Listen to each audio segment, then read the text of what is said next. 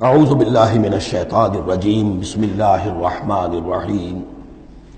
فلعلک باخع نفسک علی آثارہم، تو اے نبی شاید کہ آپ اپنے آپ کو ہلاک کر لیں گے ان کے جو اثرات پڑنے والے ہیں، عیسائیت کے اس غلط عقیدے کے جو نتائج برآمد ہوئے ہیں، جب یہ نتائج ظاہر ہوں گے تو اتنے سنگین ہوں گے فلعلک باخع نفسک کہ ان کے احساس سے اور ان کے ادراک سے شاید کہ آپ اپنے صدمے سے اپنے آپ کو ہلاک کر لیں۔ ان لم یؤمنوا بہذا الحدیث اسفا، اگر یہ لوگ اس حدیث پر، اس قرآن پر، یہ بات جو بتائی جا رہی اس پر ایمان نہ لائے، اس پر ایمان نہ لائے، اپنے اس غلط عقیدے پر قائم رہے، اس غلط مذہب کو انہوں نے برقرار رکھا، تو اس کا جو رد عمل ہوگا نوع انسانی پر، اور اس سے تاریخ انسانی اور انسانی ثقافت جس غلط رخ پر پڑے گی، جو دجالیت کا فتنہ اسے جنم لے گا، ان تمام چیزوں کے اثرات سے شاید آپ کو اتنا صدمہ ہو کہ فلعلک باخع نفسک علی آثارہم ان لم یؤمنوا بہذا الحدیث اسفا انا جعلنا ما علی الارض زینۃ لہا، ہم نے زمین کے اوپر جو کچھ ہے اسے اس کا گہنا بنا دیا ہے، بناؤ سنگھار بنا دیا ہے، زینت بنا دیا ہے۔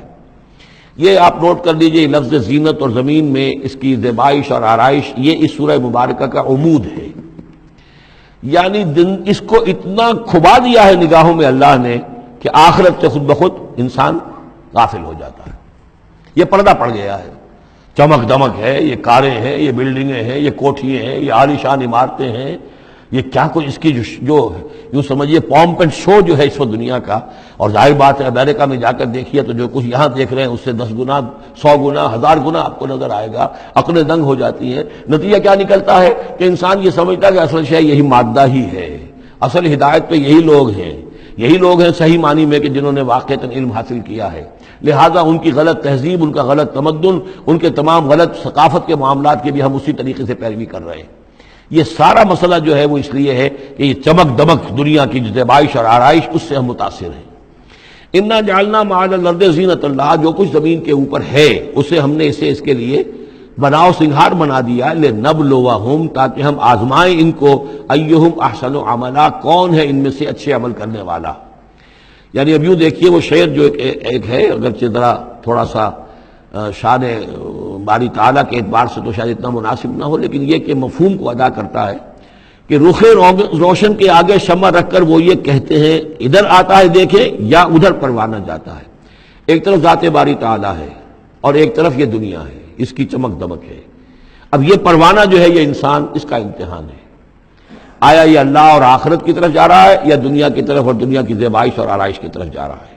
جو زیبائش اور آرائش کی طرف چلا گیا وہ گیا، وہ تباہ و برباد ہو گیا، فقط خسر خسرانا مبینا۔ اور جس نے اس دنیا کی زیبائش اور آرائش اس سے منہ موڑ کر وہ جو حقیقت، جو اصل حسن ازلی ہے اللہ تعالیٰ کا، اور اس کا جو جلال اور کمال ہے، اور جو آخرت کی نعمتیں ہیں ان کو اختیار کر لیا، وہ کامیاب ہو گیا۔ تو امتحان اتنا ہی ہے کہ رخ روشن کے آگے شمع رکھ کر وہ یہ کہتے ہیں ادھر جاتا ہے دیکھیں یا ادھر پروانہ آتا ہے۔ وَإِنَّا لَجَاعِلُونَ مَا عَلَيْهَا صَعِيدًا جُرُزًا، اور یہ کہ جو کچھ بھی اس پر ہے ہم ایک وقت آئے گا کہ اس کو بنا کر رکھ دیں گے جیسے کہ میدان جس میں سے کہ فصل کاٹ لی گئی ہو۔ جب قیامت ہوگی کیا ہوگا یہاں پر اسی زمین کو، نہ یہاں پہ کوئی وہ پہاڑ رہ جائیں گے کوٹ کوٹ کر چپٹی کر دی جائے گی، نہ یہ آپ کے پاس جو ہے وہ اسکائی اسکریپرز رہ جائیں گے، نہ یہ اعلیٰ شان عمارتیں ہوں گی، کچھ نہیں ہوگا۔ یہ سب برابر ہوگا جیسے کہ کسی کھیت کے اندر سے فصل کاٹ دی جاتی ہے تو اب وہ پڑا ہوتا ہے ویران۔ وَإِنَّا لَجَاعِلُونَ مَا عَلَيْهَا صَعِيدًا جُرُزًا، ہم اسے کر کے چھوڑیں گے ایسا کھیت کہ جہاں پر چورا پڑا ہوا ہو، صرف بچا کھچا جو ہے وہ اس کا توڑی کا اور کچھ نہ ہو۔ ام حسبت ان اصحاب الکہف والرقیم کانوا من آیاتنا عجبا، اب یہاں سے اصحاب کہف کی بات شروع ہو رہی ہے، کیونکہ پوچھوایا تھا یہودیوں نے اصحاب کہف کون تھے۔ کیا تم سمجھتے ہو کہ اصحاب الکہف والرقیم، رقیم جو ہے ان کی تختی تھی ایک جس کے اوپر ان کے حالات لکھ کر، جو ان کے ایک جو کہف تھی ان کی غار جو تھی اس کے اوپر لگا دی گئی تھی، تو انہیں اصحاب الکہف بھی کہتے ہیں، اصحاب الرقیم بھی کہتے ہیں، یہ دونوں انہیں ایک ہی گروہ کے نام ہیں۔ کیا وہ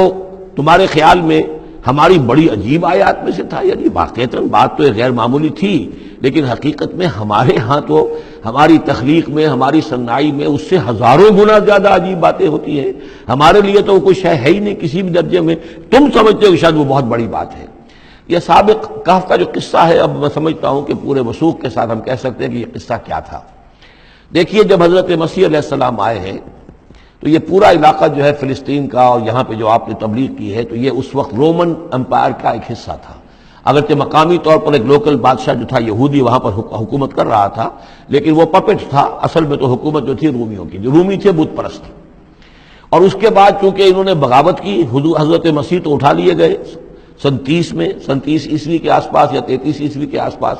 لیکن اس کے بعد جو ہے ان یہودیوں نے بغاوت کی رومیوں کے خلاف، جس کے نتیجے میں سن 70 عیسوی میں ٹائٹس رومی نے تو ان کی حکومت بھی ختم کی اور بیت المقدس کو برباد کیا، یروشلم کو تباہ کیا، 1,33,000 یہودیوں کو قتل کیا اور ان کو بھیج دیا، نکال دیا وہاں سے باہر. اس وقت کا معاملہ یہ ہے کہ اب کوئی اکے دکے جو بھی رہ جاتے تھے یہاں پر، کوئی یہودی یا عیسائی، یہودیوں کو تو نکال دیا، عیسائی رہ گئے، لیکن عیسائیوں پر بھی بہت ظلم ہوتا تھا. یہ موحد تھے، حضرت عیسیٰ کے ماننے والے، وہ بت پرست تھے. تو اس زمانے میں کہیں بادشاہ کوئی تھا ڈیسیس یا دقیانوس جس کو کہتے ہیں، اس کے زمانے میں کچھ جو عیسائی تھے حضرت عیسیٰ پر ایمان رکھنے، آج کے عیسائیوں پر قیاس نہ کیجئے، جو نصارہ تھے حضرت عیسیٰ کو ماننے والے جو موحدین تھے، ان میں سے کچھ نوجوانوں کی پیشی ہوئی بادشاہ کے دربار میں. انہوں نے کہا کہ تم اپنے نئے دین سے اگر باز نہیں آؤ گے، اتنے دن کی مہلت تمہیں دی جا رہی ہے تو تمہیں سولی چڑھا دیا جائے گا، بس مہلت دی جا رہی ہے، جاؤ غور کر لو، سوچ لو. ان لوگوں نے آ کر سوچا کہ اب نہ تو ہمارے لیے یہ ممکن ہے کہ ہم مقابلہ کر سکیں، چلو کسی غار میں چھپ جاتے ہیں، دیکھیں اللہ تعالیٰ کیا کرتا ہے ہمارے لیے. وہ ایک غار میں جا کر چھپ گئے، اور غار میں جا کر چھپے ہیں تو اللہ نے انہیں وہاں پر سلا دیا، موت تاری نہیں کہ سلا دیا. اللہ کروٹ بھی بدلواتا رہا، ان کے لیے سارا کچھ بندوبست کیا، اللہ کی قدرت میں تھا. حضرت عزیر کو 100 برس کے لیے مار دیا تھا، موت کے بعد ان کو دوبارہ زندہ کر دیا. لیکن یہ کہ ان کا معاملہ یہ ہے کہ ان کو وہاں پر جو ہے تقریباً 300 برس یہ وہاں پر پڑے رہے اس غار کے اندر. غار کی شکل کچھ خاص ایسی تھی کہ ادھر آنا جانا لوگوں کا تھا ہی نہیں. اور یہ ہے جو موجودہ ترکی کے علاقے میں شہر ایفسس ہے ایک، اس کے آس پاس ہیں اس طرح کے غار، جیسے اجنٹا کے غار ہندوستان کے مشہور ہیں، ایسے ہی وہاں بھی غاروں کا سلسلہ ہے. اور ہیں بھی وہ ایسے کہ ان کے دہانے جو ہیں وہ ہیں شمال کی جانب، تو دھوپ ان میں براہ راست نہیں جاتی، صرف یہ کہ ریفلیکٹڈ لائٹ تو آتی ہے لیکن یہ کہ براہ راست دھوپ نہیں جاتی. تو ایک طرح کا اندھیرا سا اس کے اندر، ٹوائی لائٹ جسے آپ کہہ لیں، وہ رہتا ہے سارا دن. وہاں پر یہ 300 برس تک سوتے رہے. اس 300 برس کے عرصے میں یہ ہوا کہ رومن امپائر جو ہے اس نے خود عیسائیت اختیار کر لی. 300 عیسوی کے اندر کانسٹنٹائن جو تھا ایمپرر، وہ عیسائی ہو گیا. اب پوری امپائر جو عیسائی ہو گئی. اب اس کے زمانے میں اس کے بعد تھیوڈوسیس ہے ایک، 446 عیسوی میں یہ تھا، اس کے زمانے میں اللہ تعالیٰ نے ان لوگوں کو جگایا 300 برس کے بعد. اب یہ سمجھ رہے ہیں کہ وہی زمانہ ہے، وہی کفار کی حکومت ہے، وہی مشرکین ہیں. اب انہوں نے ڈرتے ڈرتے اپنے کسی ایک آدمی سے کہا بھائی جاؤ یہ لے کے سکہ لے کر جاؤ، چاندی کا، کچھ نہ کچھ کھانے پینے کے لیے لے کر آؤ، دیکھنا لیکن اس طرح ہو کہ ہمارا پتہ نہ چل جائے کہ ہم یہاں چھپے ہوئے ہیں. وہاں جو گئے انہوں نے وہ سکہ پیش کیا اور کہا یہ سکہ تمہارے پاس کہاں سے آیا؟ یہ تو بہت پرانا سکہ ہے، تو 400 سال پرانا، 300 سال پرانا سکہ کہاں سے لے آئے تمہیں کوئی خزانہ ملا ہے؟ بہرحال اس حوالے سے اب وہ جو ہے وہ پکڑے گئے. ان کی حالت جو ہے وہ جو بات سامنے آ گئی، لیکن جب بات سامنے آ گئی تو اب ان کا تو بہت یعنی وہ عزت کی گئی، اس لیے کہ اب تو جو ان کا مذہب تھا در حقیقت پوری مملکت کا مذہب وہی ہو چکا تھا، تو صورتحال تو تبدیل ہو چکی ہے. پھر یہ کہ اس کے بعد تفصیل معلوم نہیں ہے کہ غالباً وہ جا کر اپنی اسی غار میں وہ سو گئے ہیں یا دوبارہ اللہ نے ان پر وہیں پر موت طاری کر دی ہے، اس کا دروازہ بند کر کے اور اس پر ایک تختی لگا دی گئی ہے. یہ اصحاب کہف ہے. گبن کی جو ہے decline and fall of Roman empire, اس میں بھی یہ 7 سلیپرز، 7 سونے والے، ان کی کہانی موجود ہے. یہ چیز جو ہے گویا کہ رومن لٹریچر کے اندر موجود تھی، اس کا جو ذکر موجود تھا، اور قرآن مجید میں یہ امتحاناً سوال کیا گیا حضور سے تو اس کا جواب دیا گیا کہ یہ 300 برس تک کچھ لوگوں کو سلا دینا یہ اللہ تعالیٰ کے نزدیک تو کوئی بڑی بات نہیں ہے، تمہارے نزدیک ام حسبت ان اصحاب الکہف والرقیم کانوا من آیاتنا عجبا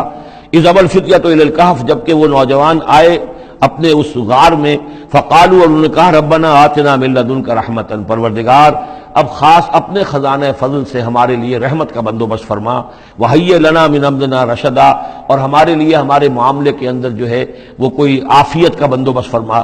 فضربنا علی آذانہم، تو ہم نے تھپکی دے دی ان کے کانوں پر، فی الکہف سنین عددا، اسی وہ غار کے اندر جو ہے وہ سوتے رہے کئی سال. ابھی یہاں اس بات کو نہیں چھیڑا کتنے سال، سنین عددا، متعدد سال وہ سوتے رہے. ثم بعثناہم، پھر ہم نے انہیں اٹھایا.